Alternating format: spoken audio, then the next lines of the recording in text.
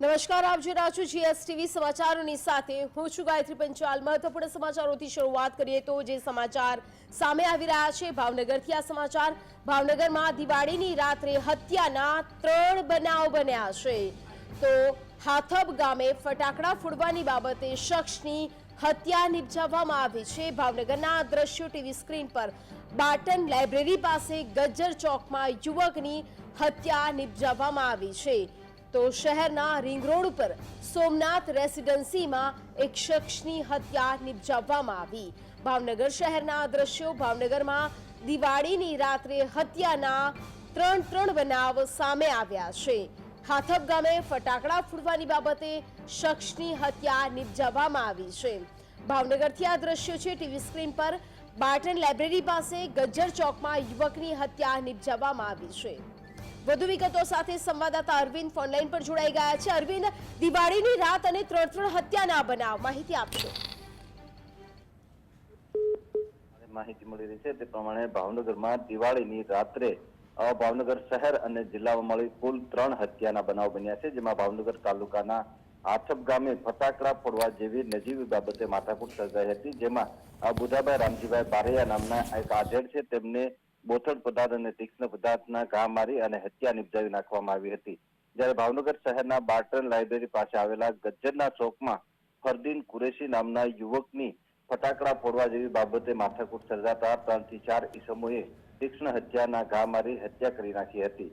આ ઉપરાંત ભાવનગર શહેરના રિંગ રોડ ઉપર આવેલા બાલ યોગીનગર પાસે સોમનાથ રેસિડેન્સીમાં રહેતા શિવરાજભાઈ લાકાણીને તેમના બાજુમાં ફટાકડા ફોડતા હતા તે સમયે કેટલાક લોકો સાથે માથાકૂટ થઈ હતી, જે માથાકૂટમાં 4 જેટલા ઈસમોએ તેમના ઉપર હુમલો કરી તેમની તીક્ષ્ણ હત્યાના ઘા મારી તેમની પણ હત્યા નિપજાવી નાખી હતી।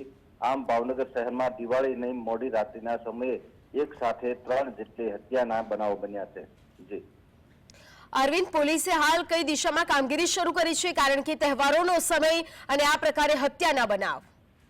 ચોક્કસથી જે પ્રમાણે તહેવારોનો સમય છે, કહેવાય છે કે પોલીસ દ્વારા સઘન પેટ્રોલિંગ, ફૂટ પેટ્રોલિંગ વગેરે કરવામાં આવતું હોય છે, પરંતુ તેની કોઈ જ અસર ન થતી હોય તેવું લાગી રહ્યું છે, કારણ કે જે પ્રમાણે પોલીસની જે ધાક હોવી જોઈએ તે ગુનેગારોમાં છે નહીં। નજીવી બાબતે માથાકૂટ કરી અને લોકોની હત્યા કરી નાખવાના જે બનાવો બની રહ્યા છે તેને લઈને ચોક્કસ કહી શકાય કે જે પોલીસની જે કામગીરી છે તે કંઈક ને કંઈક નબળી છે, પરંતુ જે પ્રમાણે આ જે બનાવો બન્યા છે તેને લઈને હવે પોલીસ દ્વારા જેવા આ સામાજિક એકમો છે તેમને તાત્કાલિક ઝડપી લેવા માટેના ચક્રો ગતિમાન કર્યા છે। અરવિંદ, આપ જોડાયા અને માહિતી આપી તે બદલ આપનો આભાર। તો ભાવનગરમાં દિવાળીની રાત્રે 3 હત્યાના બનાવ બન્યા છે। ફટાકડા ફોડવા જેવી નજીવી બાબતે બબાલ થઈ હતી અને બબાલ બાદ એક શખ્સની હત્યા નિપજાવવામાં આવી છે। હાથબ ગામે ફટાકડા ફોડવાની બાબતે આ બબાલ થઈ હતી અને બબાલમાં એક શખ્સની હત્યા નિપજાવવામાં આવી છે। બાટન લાઇબ્રેરી પાસે ગજ્જર ચોકમાં યુવકની હત્યા નિપજાવવામાં આવી। શહેરના રિંગ રોડ પર સોમનાથ રેસિડેન્સીમાં આ હત્યાનો બનાવ બન્યો છે। ભાવનગર શહેરના દ્રશ્યો છે કે જ્યાં મોડી રાત્રે આ બબાલ થઈ હતી અને ગજ્જર ચોકમાં યુવકની હત્યા નિપજાવવામાં આવી હતી।